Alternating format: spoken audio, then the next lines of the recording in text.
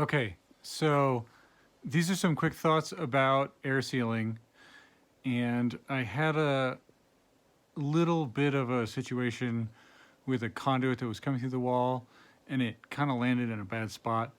And the best strategy is to not let it land in the bad spot. But if it does land in a bad spot, um, there's some ways to work around it. And in this spot here, you can see I made a little service cavity here.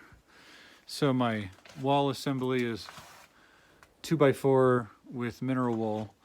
And then I took out the insulation in this spot. And this is my conduit coming through the wall.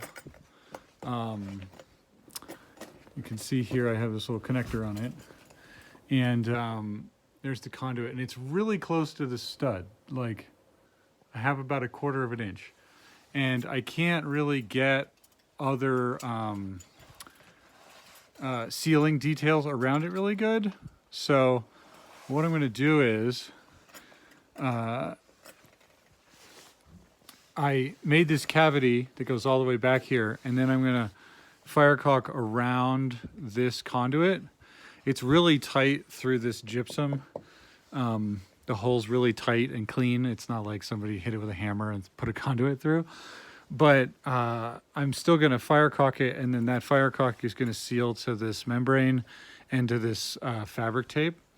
And then my flex is going to come off of it here. And I'm sealing the conduit on this side.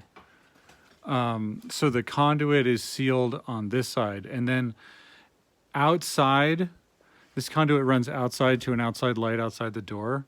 And then on the outside, I'm going to seal the wires as they come out of the conduit with duct putty, because there's no way to seal this flex, but I can putty around the individual conductors as they come out this 1/2-inch PVC conduit on the other side, and I can detail them that way.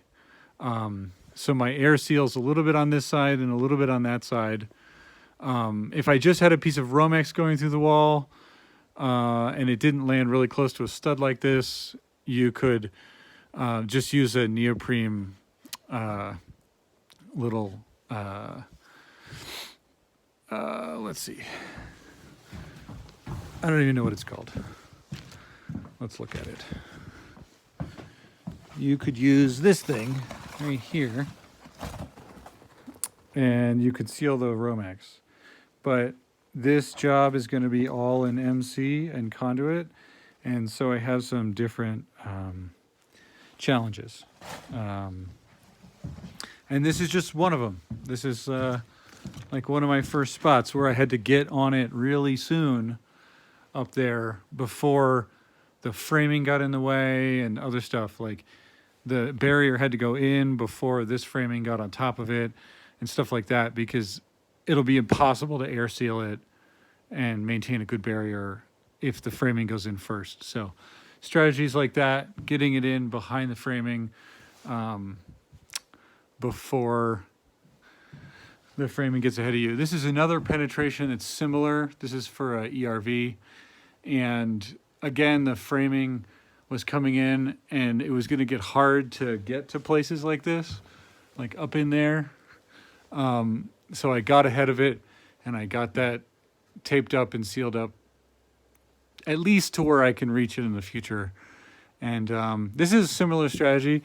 Fire caulk through the wall here, and then we're going to seal our barrier to this, and that'll be insulated around that afterwards.